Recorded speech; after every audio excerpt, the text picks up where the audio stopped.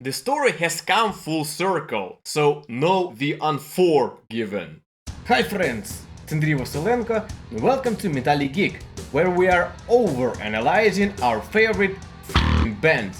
And today we are going to do it with the Unforgiven, all of them at once, seeking things that you might have not known, noticed or cared about, and how this iconic trilogy of songs came to be. I'll focus on music, riffs in particular. The Unforgiven was the song that got me into Metallica, and is their second most popular ballad after Nothing Else Matters, from the same album. And then, in 1997 and 2008 came two more Unforgivens, so Dave Mustaine should make another hanger to catch up. But anyway, Metallica did not plan the Unforgiven as a trilogy. They just did yet another number 4 ballad, Fade to Black, Sanitarium, 1, and now The Unforgiven. James did have the sequel in mind though, because, as he told, he did not express everything he wanted. But there was no plans on making Unforgiven 2 Unload and Reload. It was written when both albums had been finished. And this is kind of paradox. The Unforgiven 2 came out when Metallica already knew how the fans and critics accepted their new sound. Not quite universally well, to say the least. And so they got one more shot, one more song before completing Reload, and instead doing something old school to make amends for the treason. They doubled down on the new sound and created the most poppy track in their history. Why did they go for this risky sequel when the album was done? Here's my theory. They did not have a proper number 4 for Reload. Most of the softer stuff went on load, such as Until It Sleeps, Hero of the Day, Mama Said, Bleeding Me, leaving just Lawman's lyric and the song I still cannot pronounce as the options. They are great, but not quite a fit for the spot. And so Lars Jameson Company needed to write one that would fit from scratch. Even though James dreamt of the sequel, he did not think that the time was right. But as Load was out and a ballad needed ASAP, they might have decided, well, we've got nothing to lose now, so let's do it now. Some fans liked it, some didn't, and Metallica did not touch it for the next 17 years. Till in 2015 they finally played it again. Turn the pages, turn the stone. About 10 years ago, when I just began my research of Metallica, I stumbled upon an old forum from like the early 2000s. I don't remember the context, but one guy was ranting about The Unforgiven 2. And as sort of conclusion, he said, I will not be surprised if they do part 3. And he called it. And so we are at 2008. Death Magnetic, the old school sound, the old band, is sort of back. Metallica had a virtual checklist of stuff to bring back, such as an instrumental, a number 4 ballad, and also the Unforgiven story. But there was a problem. They already had a ballad in progress, Casper, which became The Day That Never Comes. It's awesome. So there was some competition for the sweet spot, number 4. Twice did The Unforgiven win before, defeating Nothing Else Matters and Lawman's Lyric, because those were too experimental, and on Death Magnetic it loses because now it is the uncertain one. The Day That Never Comes seemed a more safe bet to become the lead ballad and single. Not everyone accepted yet another spin for the old classic. That was the one that I had to fight to get on the record. Unforgiven 3, people were, oh, how cheesy, how terrible. Oh, it must be the instrumental, you know. Even though it became the only one out of 3 to receive a Grammy nomination, but also the only one to not have a music video. But still, we were so happy to see it on S&M 2 and in such an unusual rendition, just James and the symphony. The man tells the story.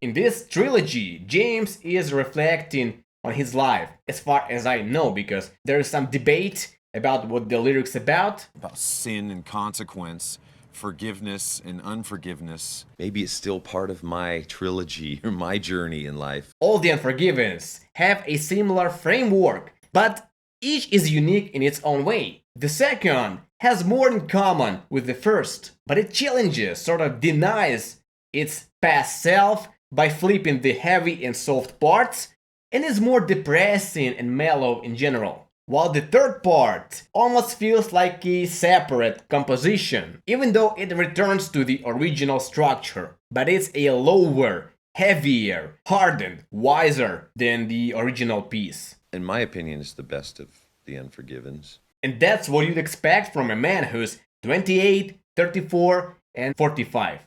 Alright, let's take a closer look at each part. My wife is more badass than me. She made almost all the furniture in the house, including the guitar stand, while I can barely handle any kind of tool.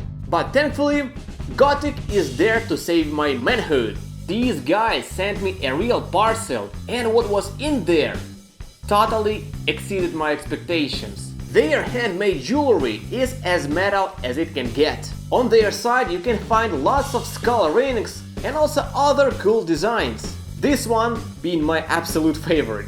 These won't give you an extra inch, but will definitely make you feel badasser. So click the link in description and use my promo code HUY for a 15% discount. Thank you Gothic for collaboration and making this video possible. Be in metal. The original, The Unforgiven, is built around just two riffs, as most of the Black Album is. The main, clean chorus riff, written by James,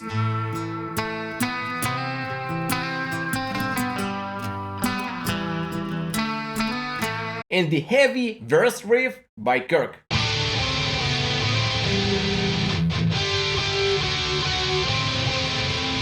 The main riff is a love child of two Metallica songs. It inherited the four chords from Fade to Black and the arpeggio structure from To Lose to Die interlude.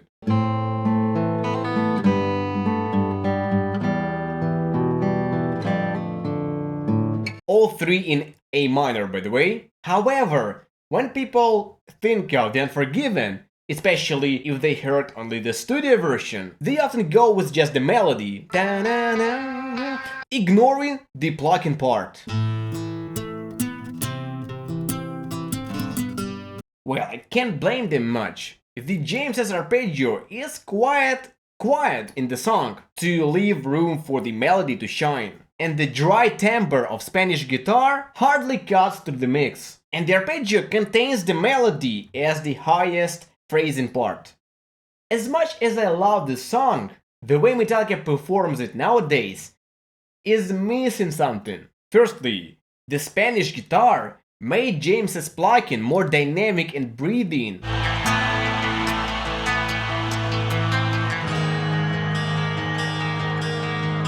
And is closer to the studio version, so dear to my heart. Secondly, James does not pluck it anymore. He uses pick, and he replaces most of the arpeggio parts with strumming. Thirdly, that magical vocal line lost its magic. When James sings it now, he prolongs the felt and known, shortens the first what I've shown. These things caught me in the first place, the very first notes that made me Metallica fan, and they are no more. This sort of intimacy that the early performances still had, it was replaced by something you'd play in a college dormitory. Although I could not care less about that when they played it on my first and only Metallica show. And speaking of strumming, it does appear at the end of the song, when it needed to get loose after all this intimacy. And this was the first time ever Metallica recorded strumming. James may view arpeggio as a more expressive guitar technique, which we discussed in another video. The Metallica philosophy is clear. Wanna strum? Earn it by doing arpeggio first. soft verse and loud chorus is an untold rule of pop music. And in the very year Nirvana shook the world with super explosive hooks, Metallica went for exact opposite. Heavy verse and soft chorus. They did it deliberately as a fun experiment, and it worked. Soft chorus became the Unforgiven signature feature, and they applied it in a couple more songs, such as the Unnamed Feeling and No Leaf Clover. And only a few songs by other bands came to my mind, such as Karma Police by Radiohead. The Unforgiven 2 returns to the concept of loud chorus. It may seem the simplest one from the trilogy. Yes, it indeed is easy and somewhat predictable in structure, and everything, intro, verse, chorus, bridges, is built on the same chord progression, those 4 chords. But then why Kirk is mentioned as a chord writer? The progression and riffs came from James, and Metallica does not count arrangements. But anyway, listen to the song carefully in headphones, and you'll discover that there's no 2 identical sections there, except choruses. They needed to be focused. Each of the verses has unique arrangements. You cannot copy-paste them as the Unforgiven one, or most Metallica songs. James in the left and Kirk in the right made their part breathing throughout the song, even more than they usually did on Load and Reload, which is a feature of the album, to have this flexible guitar arrangement. Unlike, say, in Justice for All, where it's built like bricks, like riff, riff, riff, riff. Anyway, just pay attention to it next time you'll play it. I bet you'll discover new features, new notes. For instance, did you notice that the song ends in A major, while it's been A minor all the way? This cool composing trick is called a Picardy third. Sure. So here's an A minor, and here's the Picardy third with the bluesy feel. Major. It's quite popular in music in general, but I cannot recall any other Metallica song that uses it. It brings a more optimistic, more bright color to a sad song, so you won't hang yourself when it ends. And alongside My Friend of Misery is the only Metallica song with a B bender guitar. Before learning that, I could not figure out how the hell does James play the riff. I almost broke my finger trying to do it on a regular acoustic guitar, and so I replaced that with slide. That's an option for you.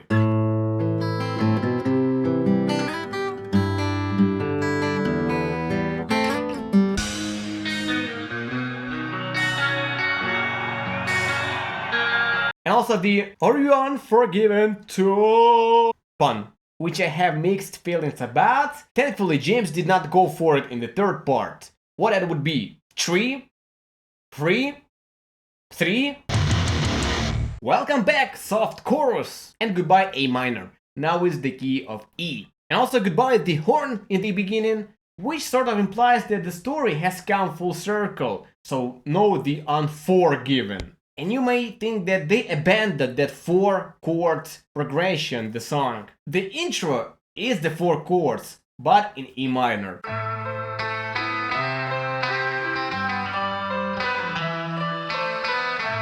The main riff is not arpeggio this time.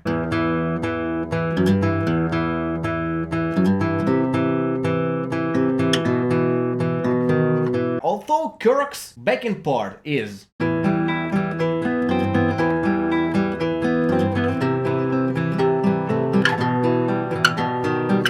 James's part, the main part, is built around the high E in one's E flat, playing on the weak beat. Dun dun dun. This is the pedal tone, note that goes throughout the entire lick. But usually pedal tones are the lowest notes in the riff. The original way the riff was played was alternating 2 notes, to dun to dun to dun.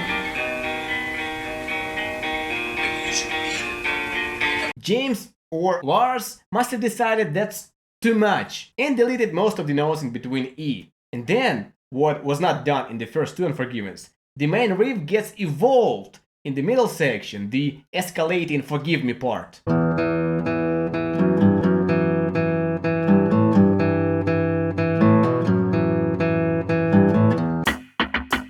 There are riffs that sound amazing, but may not work as the main ones. They are sort of riffs introverts, too shy to be at the front, yet not less badass. And so they may hide behind vocals or solo. And the verse riff from the Unforgiven 3 is such an example. Just take a moment and hear how it's phrased.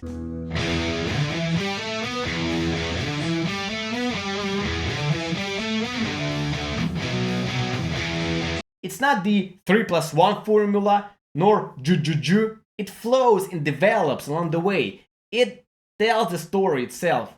And now switch to James' singing. How could he know this new dawn's light would change his life forever? It used to be the riff. We can hear the very early version of the riff on the extended making of Death Magnetic.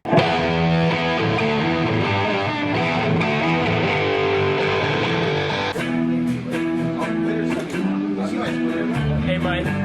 It doesn't sound very good. No, it doesn't. The idea was, I suppose, that the guitar and vocals go together in unison, like they did in The Unforgiven. Na na na na na. And quickly he subdued. Riff and vocals went the same, but it should be used strategically, otherwise it's kinda boring. And maybe that's what they thought this time. And so James brought the modified riff to the table.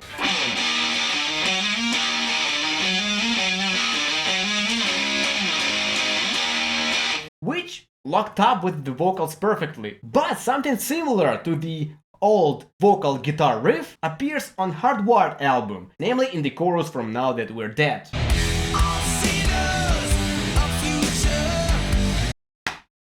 And one thing I forgot about is solos. A brilliant guitar solo also the feature of The Unforgiven. Kirk knew he could not slack off. In the making of Black Album we see how he struggled.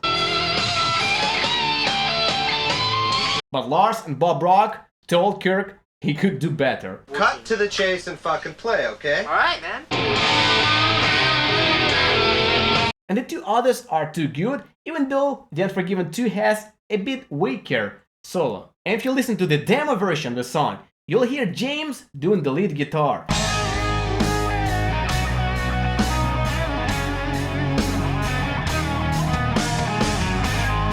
And some of those licks should have been in the final version of the solo that Kirk played.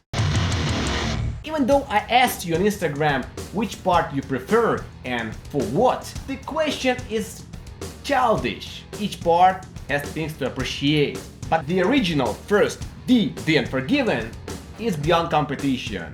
It started it. Tell me in the comments what I missed and check out our sponsor who made this video possible. Link in description. It's Andriy Vasilenko, and hear you next time, friends. Ta ta ta ta.